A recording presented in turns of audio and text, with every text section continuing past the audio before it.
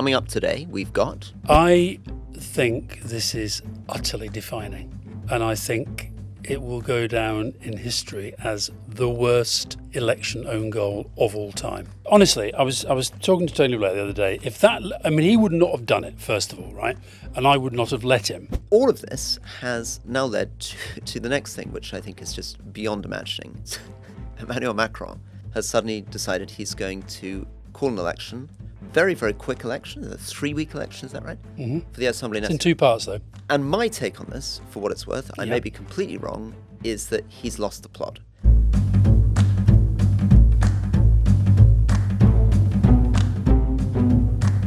Let's get into the show this week.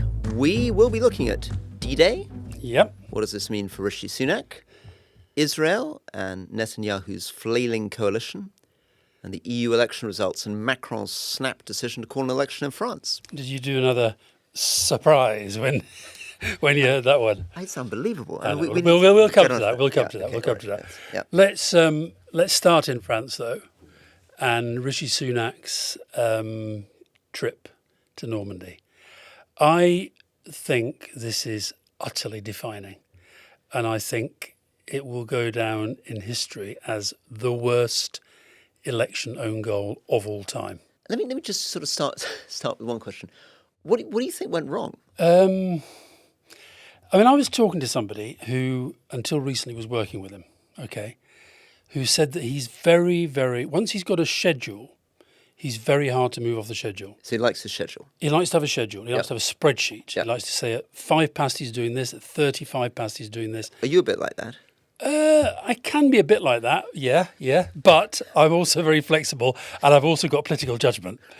But the thing is, if you're, even in an election campaign, when he maybe doesn't have all the civil servants in the same way, but you've got political advisors, and I just can't imagine how there wasn't somebody who said, including David Cameron, by the way. I mean, Cameron should have, I think, Cameron ended up doing the pictures with Biden and Macron. Well, Cameron should have said... Just on a second on that one, because I know that someone in Cameron's team has leaked to Tim Shipman that Cameron tried to stop him. But is it not possible, says he cheekily, that Cameron said, don't worry about it, I've got this, it'll be fine, I'm very happy to be in the photo op. Do you mean like Penny Mordaunt said to him, I think I should do the TV debate and I should say that you've completely don't worry, it all up. I've got the sword and the coronation, I'll do that. Possibly. Because you can sort of imagine Cameron thinking, well, this is rather good, I get to be with all these heads of state, I get to preside, I get to be Prime Minister again. And maybe, and Rishi Sunak quite deferential to David Cameron. So is it possible that... It's possible. Yeah. It's possible. Honestly, I was talking to Tony Blair the other day. He would not have done it, first of all, right? And I would not have let him, okay? But let's just imagine that he'd had a rush of blood to the head and said, I've got to get back to London to do a TV interview. And I'd have said, great idea, Tony. And we were heading for the plane. I guarantee one of our coppers or one of our secretaries or one of our duty clerks would have said, hold on a minute, guys. A copper would have taken me aside and said, Alastair, you can't let him do this. Just out of a sort of sense of national pride and belonging. Can I just before we get into the details again, what was it about this ITV interview which people thought was important? And make the case for the ITV interview, because it was a week before it was going to be released. Why was it considered I can't make the case. I think it goes back to this thing about it was in the schedule. Right. So look, everybody knows, anybody who's ever had anything to do with a major commemoration, which this was, 80 years after D-Day, anybody who's ever had anything to do with something that involves the American president, everything is timed down to the second. And so that will have been minutely planned. Now, you wouldn't expect Rishi Sunak to be involved remotely in the specific planning of the timing. You will expect that somebody will have put a note in front of him and said, this is what's happening, this is what you have to do, this is when you arrive, this is when you leave. Okay, well, here we are. I thought you were about to say something which may be part of the story, which is these commemorations are very, very, very long. So if you're Rishi Sunak and you're thinking, oh my God, I haven't got 6 weeks to the election, I'm somebody who's used to being in 6 places at once in a single day, maybe he's sitting there saying, seriously? I've got to be there at 8, I've got to be there at 9, I've got to be there, then I've got to do this and that. So he may have said, can't we just do the British bit? Yeah. But just, even as you say those words, think about it. The French, so what, D-Day was just about the Brits? Right. And do you know one of the things that really upset me yesterday? Yeah. So we're recording on Monday. Yesterday, Sunday, I was watching Joe Biden with Macron in France, continuing to commemorate D-Day. Anybody watching from outside would have thought, well, must have just been an American thing. Yeah. Were the Brits even kind of involved? Yeah. And I think that hurts our soft power. I think it hurts our sense of self. Well, here's another cheeky thought. It suggests to me that he really doesn't remotely believe he can win. Because if I remotely believed I could win, I would want to have the chance to spend time with Biden and Macron.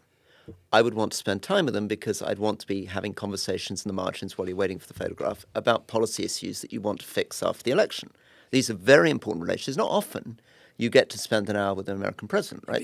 But if you don't think you can win and you're in a campaign, why rush back to the campaign? Why not have a nice day out in Normandy? I mean, this is I cannot get my head around it. And then, but do you not agree that along with insulting veterans and missing the photo opportunities, is that actually it's incredibly, fantastic opportunity to spend time with 3 or 4 of the most powerful men in the world. Thrash stuff up, talk about issues, talk about the future. Yeah. And also genuinely, and this is where I do think Keir Starmer got it right. There was a very interesting moment where he was being doorstepped by the British media and they were asking him questions. They were desperately trying to lure him into saying something political. And he just kept saying, this is not the place, this is not the time, this is all about the veterans and so forth. And I just think that says there's a sort of basic understanding there, which Sunak seems not to have, about what the role of the Prime Minister is in that. The role of the Prime Minister sometimes, and look, I am absolutely convinced there's not a Prime Minister who's ever lived who didn't sometimes find this a bit irritating that you have to do this stuff. But sometimes your job is literally just to represent the country at an event. That's it. Well, no politics, nothing. I've been doing all these live events and people ask me what my proudest moments as a politician were. And for me, some of my strongest memories are marching in the Remembrance Day parade with veterans in Penrith with my little boy holding my hand. And I went with my father to the 70th, so 10 years ago, commemoration, because he was a D-Day veteran. And I got these lovely photographs of him with his black watch, red hackle on, stumbling through a wheat field with his medals on his chest. And then the French mayor of a little local town put on this wonderful welcome and insisted on singing a very complicated Bach cantata with my father. My father couldn't really hear, so the whole music was kind of all mucked up. But it was the most kind of moving, comical, kind of wonderful revelation. And I think also one of the things that would have appealed to you about him is that he was very blunt about the screw-ups. I mean, he was very proud of what they'd done, but there was no sort of suggestion that he wasn't prepared to also have a go at the generals. Anyway, all of that made me think that it's very, very odd that Rishi Sunak wouldn't have actually rather kind of enjoyed it. I mean, maybe this is your point, that actually could be a very kind of rather moving, interesting, lovely day to spend.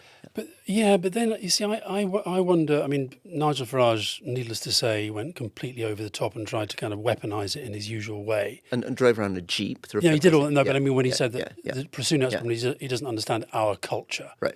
And I think we know what he was playing out with that.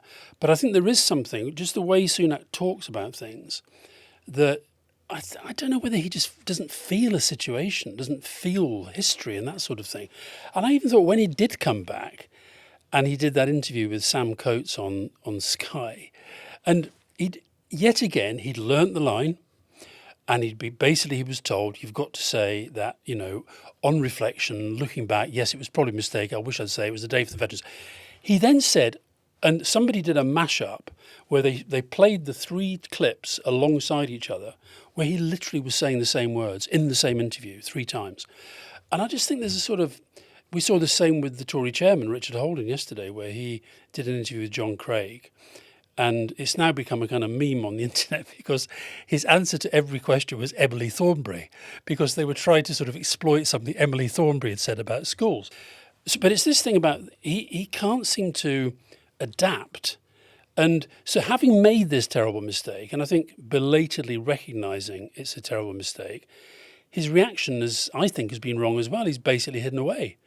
And you can't hide away in a campaign. Okay, let's fast forward to that then. So let's imagine, and as you say, you'd say under your watch it wouldn't happen, but let's imagine for whatever bizarre reason the policeman didn't stop you getting onto the plane. Yeah. And your Prime Minister had screwed up magnificently in this fashion.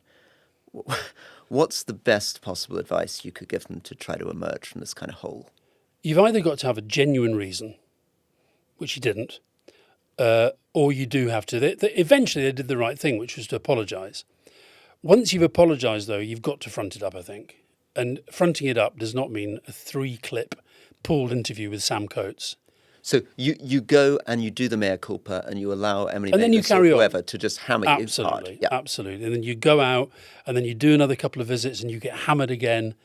And eventually they think, well, at least he's stood up to it and he's fronted up and he's moved on. But you do the potential 1 hour painful eating humble pie with somebody asking you again and again, and you Might not be an hour, but you certainly don't hide away.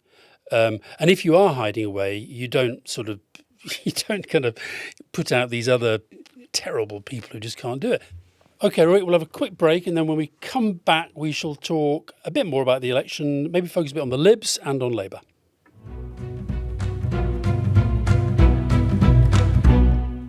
So, Rory, Lib Dem manifesto. I'm sure you've read every word. Every single one. Absolutely. What was your favourite word? Terrific stuff. Chessington Park. I like the fact. Do you remember when we had Ed Davey on leading? Yeah. And we said, look, for God's sake, Europe. Nobody's talking about Europe. But at least sort of signal that you want to get back in the single market. Yeah. It's in there. That's very good. Yeah. Well, thank goodness. But why leave it till the last moment rather than make it the thing that you build the momentum of your campaign over 6 months? Maybe because they recognise that perhaps they don't want to make it a big deal.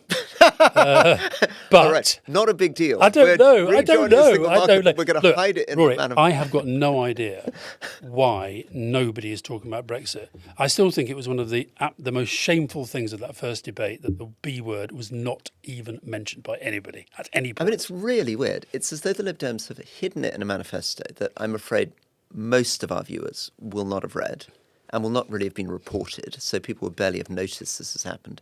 I think it'll get a bit of coverage. Their main thing was health, it really was making a big thing about health and social care.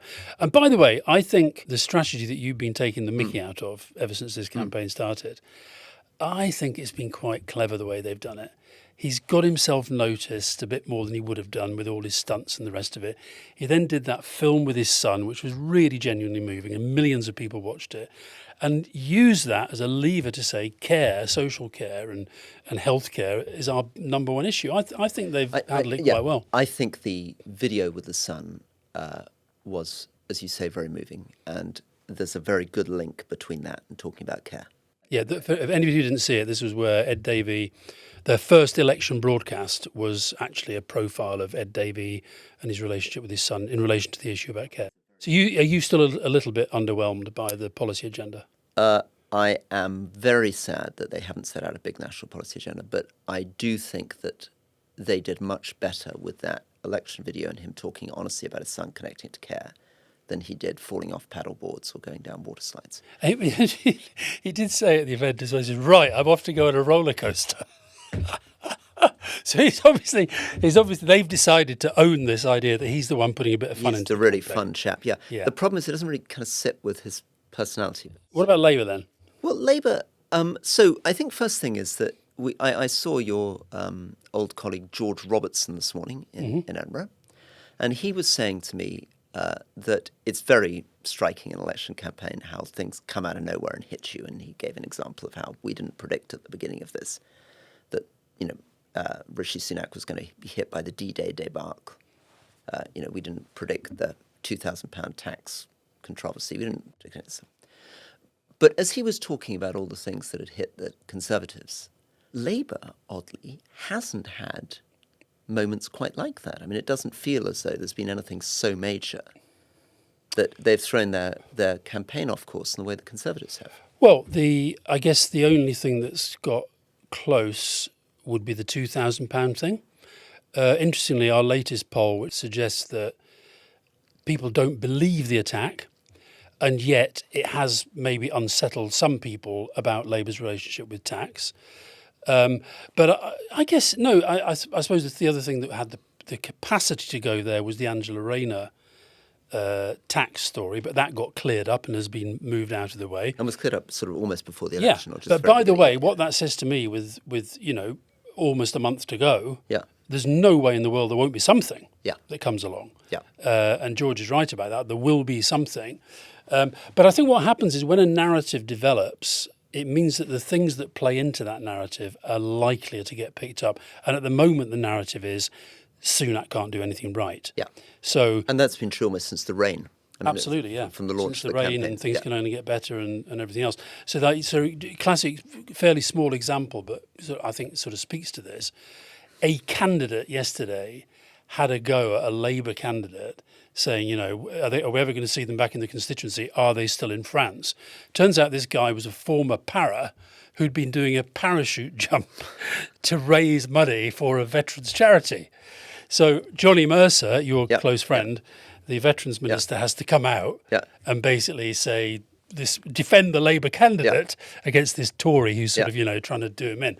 So I think it's that things go wrong when they go wrong. But listen, it can turn around. The reason I sent you the message after the D-Day thing and said I thought it was fatal is because I think it played into everything that people are starting to say. But that doesn't mean that things cannot turn around, and Labour should be absolutely warriors against complacency. Another thing I think that helps Labour is the re-emergence of Nigel Farage. I know you tend to say, listen, the guy's a bit of a media darling bloviator who we shouldn't pay much attention to, but it is fatal for the Conservatives because the Conservative policy was to lurch right. They were chasing reform votes. They looked at the kind of opinion polls we've been seeing. The problem is what has happened is that Farage's re-emergence has done a jiu-jitsu on them and destroyed the whole strategy because everything is about emphasising issues like immigration, which now the majority of 2019 Conservative voters prefer Farage and reform on immigration than the Conservatives. So they've basically provided the perfect media platform for Farage and reform. And, unfortunately, this D-Day thing helps Farage and reform immensely. Again, the debate, which we both watched on Friday, which was for listeners who are not following every in and out of this was the 7-way. Yeah, it was the debate which didn't have the party leaders.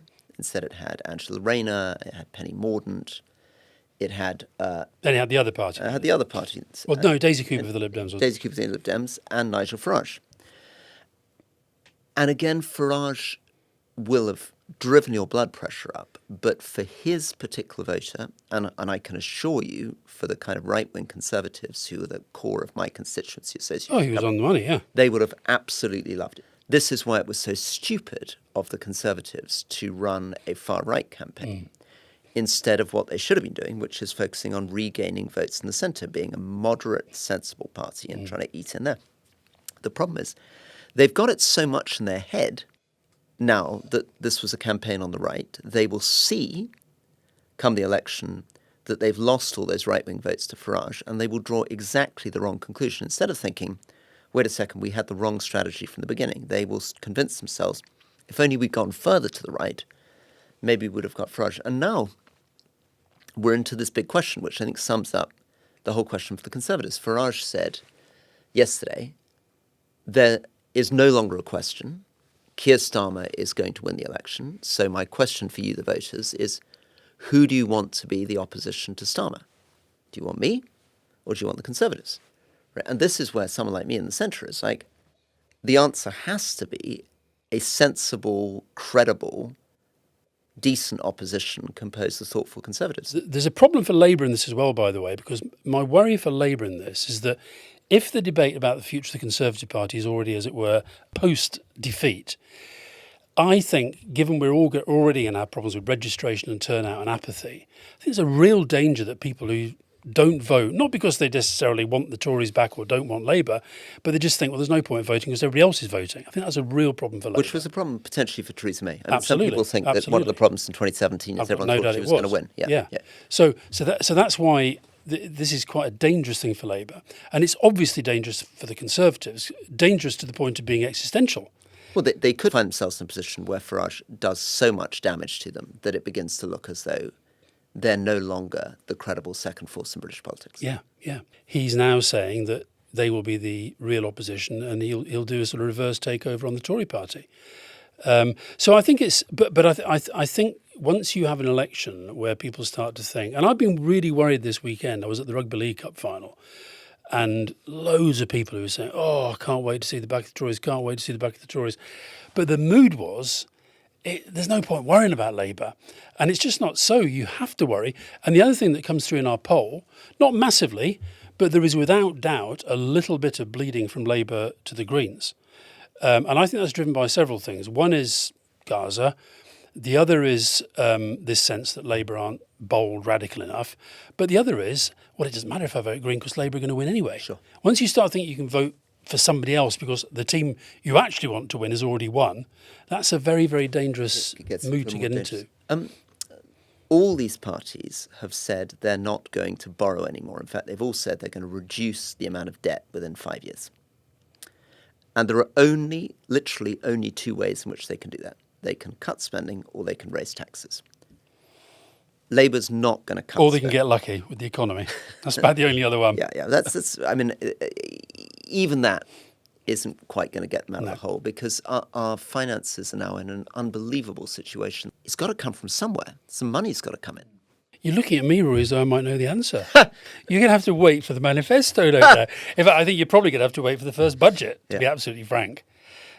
No, I think there is something that's slightly alarming about the sense of the backdrop to the debate is the country's in a real mess, massive change required. But we're still at that stage, pre the Labour and Tory manifestos. We've got the Tories coming tomorrow, Labour on Thursday. I hope that once those documents are out there, we start to engage in a much more productive and positive debate about the future of the country. And Labour have always said, they're going to bide their time, get to the campaign, get into the campaign. That's when the alternative starts to come.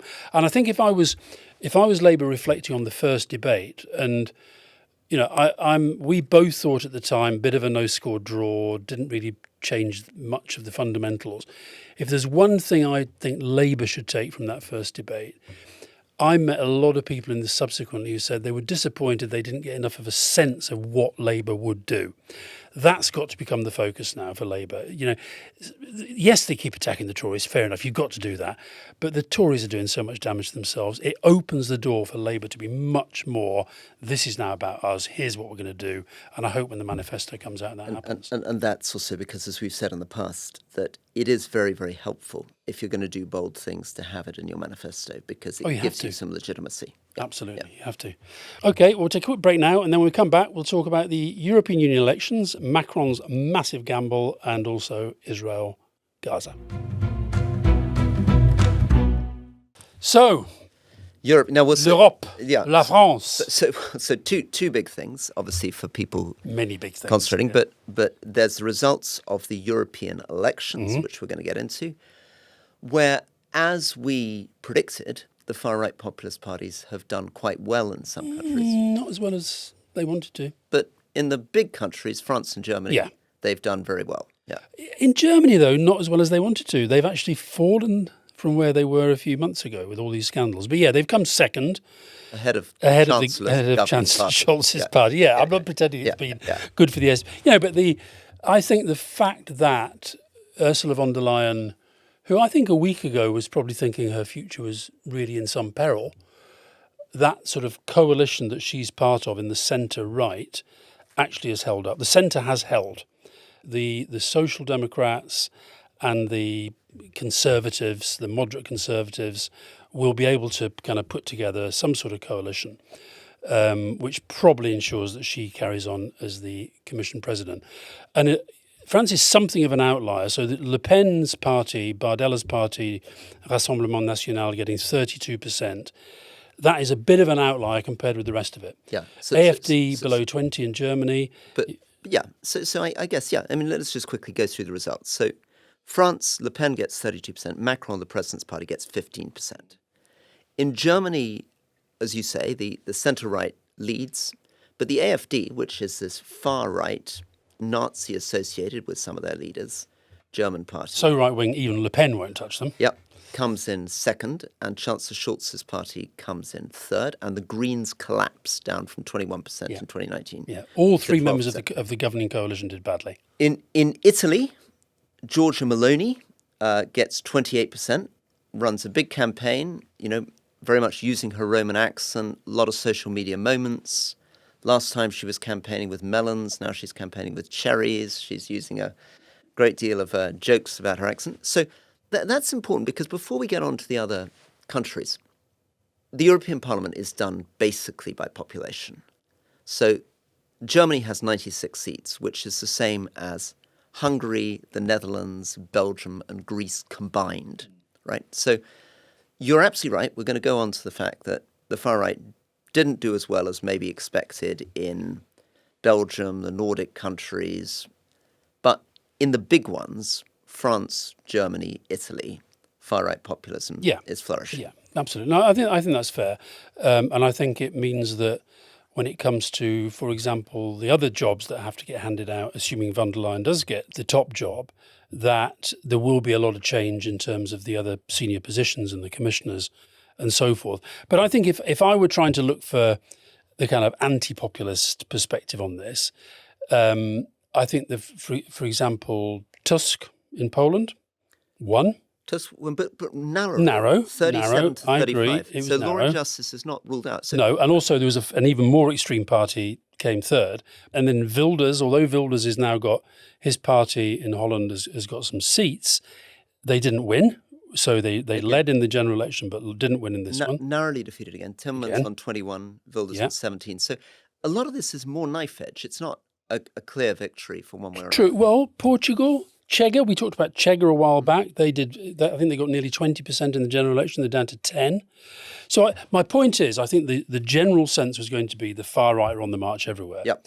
And I think France and Germany and Italy notwithstanding. And don't forget Salvini in Italy, he's, because Meloni has basically eaten into a lot of his support, he's faded slightly. So look, I'm not pretending it's a really healthy bed of roses for the sort of anti-populist, but it's not as bad as people expect. Well, maybe the way to think about it for listeners is there are sort of three categories. There are the countries where the far-right populists have triumphed, France, Italy, and although Hungary, there's been a bit of a drop, still by far the largest number of votes have gone to Orban in Hungary. Yeah, although the guy who came second has come out of nowhere to get to 30%, which is quite a big thing. And he's focused absolutely as a kind of anti-Orban campaign. But so there are places where they've won, France, Italy, Hungary. There are places where they've come second and caused a bit of an upset, Germany. Places where they've come second where they haven't created so much of an upset, but where it's still a real reminder that they're a considerable force, Netherlands. Belgium and Poland. I forgot Austria actually as an example of the first category. Where because Austria is the one where I think everybody thought that the far right were going to win there. Yeah, so Freedom Party came in 25.7%. So this is partly also about your point about Ken Clarke and Wandsworth. It's expectation management. Yeah. We've been so much saying. Ken Baker was it? Yeah. That we don't, that we're all expecting the far right to win in these places. So when they win, we don't mind so much. Yeah. Then there's the counterexamples. So Greece.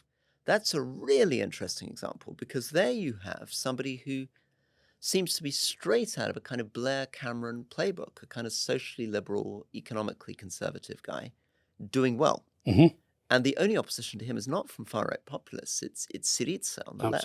Absolutely. Second. He, by the way, I think if von der Leyen had been pushed out, was going to be one of the two candidates for her job, Mitsotakis. And I think the other thing that's really interesting, we'll come on to talk about Macron's gambit, but I think was, because there was some talk that Macron was kind of slightly losing the plot with von der Leyen. He's going to be so tied up now with his election, with his Olympics, that I think maybe that is another reason why von der Leyen is probably safe now. So Mitsotakis is probably staying in Athens. Final reminder, because we talk about Spain quite a lot, because there have been these controversies around, was the Prime Minister going to step down? What's his wife been up to, corruption charges? Spain, again, has remained relatively moderate, centre-right, centre-left, dominating in the European election results. And Vox, added a few seats. But they must disappear, but small, exactly. down at the bottom. Now, this then brings us to just a quick reminder on these different groups that you have in the European Parliament. So There are the kind of big four groups: European People's Party, Socialists and Democrats, Renew, which is the kind of liberal Macron party, and the Green Bloc. And then you have these far-right populist groups. So you've got Meloni's group, which is called ECR, and you've got Le Pen's group, which has got Geert Wilders in it, which is called ID, and Orban floating around trying to decide which one of these to join. Just to remind us, for kind of real political nerds, people remember that David Cameron made himself very, very unpopular by leaving the European People's Party and joining this ECR, which is the Meloni party. Exactly. So briefly, that was the party which the British Conservatives remembered of when Orban was still sitting in the EPP. Incredible, isn't it? Yeah. Absolutely incredible. That was, I think, when Angela Merkel decided that maybe your old Prime Minister was not an homme sérieux. Now, all of this has now led to the next thing, which I think is just beyond imagining, which is Emmanuel Macron, responding to this result, has suddenly decided he's going to call an election, very, very quick election, a 3-week election, is that right? For the Assembly. It's in 2 parts, though. And my take on this, for what it's worth, I may be completely wrong, is that he's lost the plot, and that this is an absolute repeat of Humza Yousaf and Rishi Sunak. It's these young men who suddenly get into their head they're going to be bold, show initiative, surprise everybody, leaving their entire party thinking, what on earth have you just done? Yeah. There's something in that. Can I try and explain why I think he might have done it? I think he thought he was definitely going to be forced into an early election anyway, because the way the party... So people need to understand, they have a very different system. They have a president who sits atop, and then they have a parliament which is elected after the president is chosen. And it is not unusual for the president to be of a different party to the government. As in the US. Correct. Yeah. So he basically, I think he had a number in his head. I think he thought if the National Front, the RN, Le Pen's lot, if they go above such and such a threshold, probably would have been 40%, then too risky. Yeah. Okay. If he goes below 18, 20, we've got to call it on. Otherwise, he can't govern. He won't be able to get anything through the National Assembly. Now, he won't get anything because the numbers don't work for him at the moment? Because at the moment, the numbers aren't working. And because as they bring it, let's imagine a budget, that when they do the budget, let's imagine that he loses a few votes. Entirely possible. And I think that's what they're thinking, that they were losing control of the National Assembly already. I think the risk of the whole thing... The risk is huge. The risk is huge because at least at the moment, he's just about able to operate with the National Assembly, right? The risk is he's going to come out and lose the whole thing. And remember, he's going into an election where his main opponent has just got more than double the number of votes that he's got. I agree. I mean, how on earth does he think that this is the time to call an election? Well, I know there are a lot of people, including in his own team and government, who are probably thinking Prime Minister. Who are thinking that. Prime Minister's on the record saying he's lost the plot. Well, wait a minute. I don't think they were the exact words. What I'm trying to explain why I think he's doing it. So I think he knows his own party is going to lose seats. He knows that Le Pen's party are going to gain seats. I think he thinks 2 things. One, having the election, a domestic election, where the turnout is normally about 25% higher than it's been for this European election, means that more of the people who stayed away will come to him. That's a risk, okay? But that's, I think, part of the thinking.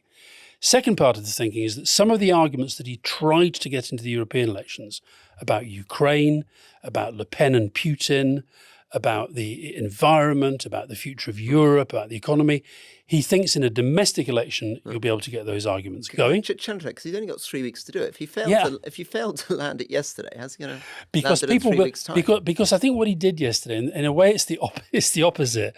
Fiona said this last night with the news break. So, it's the opposite of the Ming Va strategy. He's basically saying, I'm going to confront the country with this, and I'm going to do it. And this is bold. But I think he then wants to force the other parties to do one of 2 things. Either, if the National Front do get to a position where they form a government, that puts them on the spot running up to the next presidential elections. And if you go back to this, back in 97, I think it was, when we were first in power, you had this, and it's a very different thing, but there are similarities. Chirac president, Jospin became the prime minister with different parties, cohabitation. And Jospin being prime minister was thought that will be the perfect setting for him then to become the president. He got wiped out. Yeah.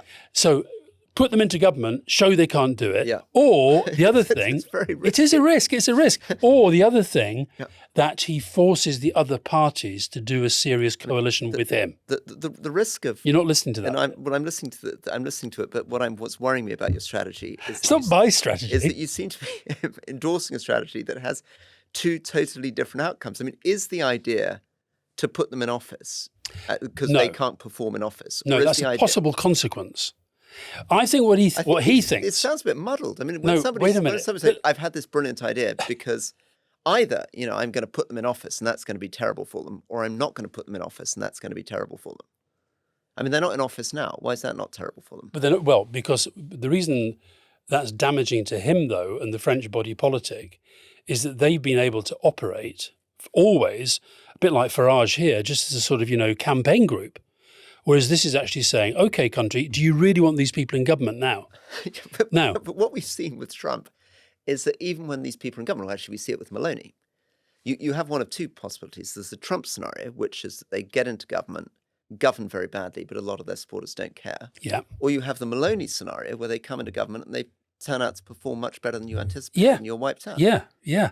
And that is that. Look, I'm not denying it's a huge risk. So I'm going to, I know I shouldn't bet because we're 3 weeks out, but I'm going to go on the record confidently saying this is going to go down as a catastrophic decision. Okay. And in 3.5 weeks' time, we're going to look at Macron thinking, what on earth did you do? What on earth that may be true. And it's going to be exactly like Rishi Sunak and Humza Yousaf. It's young men being macho, thinking, I'm going to take a big risk, I'm going to jump off the cruise ship, and it never ends well. So are you saying that, do you think Jordan Bardella, this young, handsome 28-year-old, will be prime minister within a month?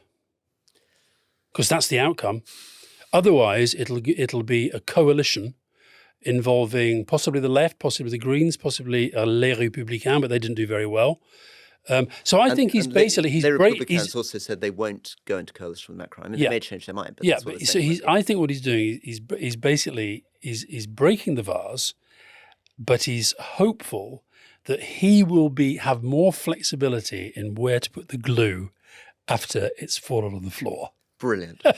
Brilliant. Okay, well, after a short break, we'll be back to talk about Israel and what's happening inside Netanyahu's coalition. See you soon.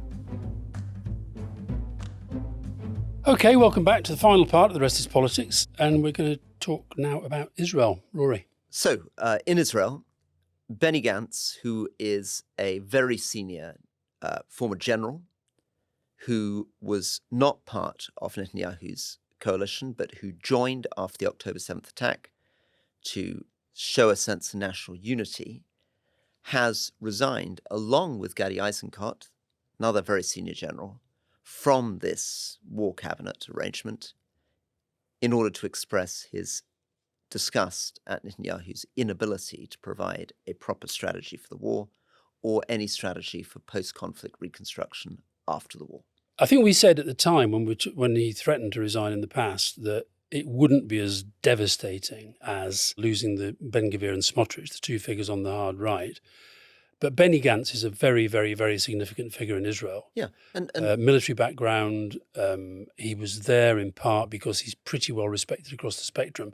So even though it doesn't topple Netanyahu, it's another very, very big brick taken out of the wall. Yeah, I mean the math still works for Netanyahu. He still's got 64 out of 120 seats in the Knesset, which is enough to govern.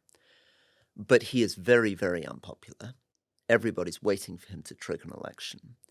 Benny Gantz and Gadi Eisenkot are these two very senior Israeli generals who were brought in after October the 7th to provide a bit of military ballast and a bit of cross-party agreement around the War Council. Benny Gantz represents, I suppose, a sort of broadly centre-right party called Blue and White, which, in the old days of 1990s Israeli politics would have been seen as quite right-wing, but in the current way that Israeli politics has been reorganized now seems more kind of centrist left. You shouldn't, if you're looking at Israel from the point of view of this conflict, on the one hand, Benny Gantz is breaking with Netanyahu by saying he thinks that this strategy doesn't work, that it's not returning the hostages. He is supposed to have played, although, we're not in the inside of this, but the story is he played a very important part in stopping Smotrich and Ben-Gvir pushing Netanyahu to invade South Lebanon. And this remains a big, big story because there are extremist parts of the Israeli government who believe that the biggest threat to Israel is not Hamas, but it's Hezbollah, which is this Iranian-backed group in South Lebanon, still think Israel should be invading South Lebanon. Benny Gantz apparently was the voice that counseled against that. On the other hand, he seems to have supported the attacks on Rafah, which was breaking with Biden's red lines, pushing in. And the hostage rescue has been very revealing in a way of the British media. The Times has gone very, very heavily in on one side. When the hostages were released the other day, so 4 hostages released, still lots left, and an assumption that quite a few of them are dead. And sort of this outpouring of kind of euphoria across Israel and these shots of Netanyahu meeting the hostages and their families and hugging them and singing and dancing and all that stuff. And I'm shocked what you've just told me. I haven't read the Times, but because actually the footage of the death and mayhem that was caused in the pursuit of getting those hostages out was just, I mean, as horrible as anything I've seen during the entire thing. I mean, utterly horrific.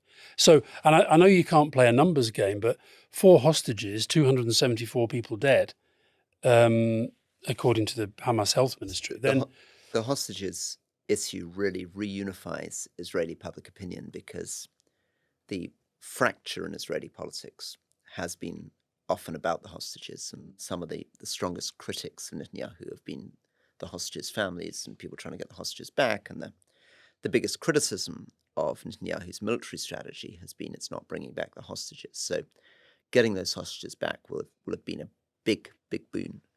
I think it's also a reminder of Hamas and what they did, their brutality, their massacres, and the fact that they are still keeping all these hostages. It's also pushing against what Joe Biden was trying to do, because the basis of this plan that Biden announced, which he said was an Israeli plan, which had been negotiated in Paris with the head of Israeli intelligence, was about the returning of the women and the elderly in return for Israel ceasing operations in Rafah, followed by the return of all the hostages, combined with a total withdrawal and then reconstruction. So this is Netanyahu signaling he's not going there. He's going to go after them military means. A few years ago, I did some work with the Israeli Labour Party when the leader was Isaac Herzog, who is the current president. And I was talking yesterday to somebody who I worked with during that period, who I think has kind of had a bit of a fallout with the whole lot of them. But he was saying that he thinks the entire momentum now is towards an election. So on the one hand, people, yes, are desperate to get all the hostages out, desperate for this war to end, desperate for Hamas to be defeated. But there is a very, very, very large momentum, including people who've worked with Netanyahu in the past, now actually just want to drive this as fast as they can to an election. And I think that's part of Gantz's thinking. I guess the danger moment for Netanyahu comes whenever these forces on the right feel that they're in a strong position, as opposed to, I don't know where they feel right now. So I think that although the Gantz move is not fatal, I think it's very, very undermining of Netanyahu. So Alastair, we had the privilege of interviewing Ehud Olmert, the previous Israeli Prime Minister, who was almost the last stage of an attempt to put together a two-state solution and a peace process that collapsed when his political career blew up. I thought he was such an interesting guy, a very thoughtful, highly experienced Israeli politician who started in the same party as Netanyahu, came from the Israeli right, trying to work his way through these options and the moral choices involved. I thought that was a really, really powerful voice. Yeah. Well, thank you very, very much again for being with us this week. We'll be back next week. And don't forget, July the 4th, election coverage. The best analysis you will get will be here on Channel 4. And every Tuesday evening on Channel 4, you're going to be hearing our podcast with us televised, where you get a chance to look at everything from Alastair's beautiful trainers to his his new line in eyewear. I'm about to get some glasses, so Are you? we could see them too, probably next week on Channel 4. Excellent. And yes, Emily Make This, Gary Gibbon, Gogglebox, and an amazing range of leading politicians from all the political parties will be with us throughout the night on what I think is going to be by far the best ever election night coverage. See you then. Goodbye. Bye-bye.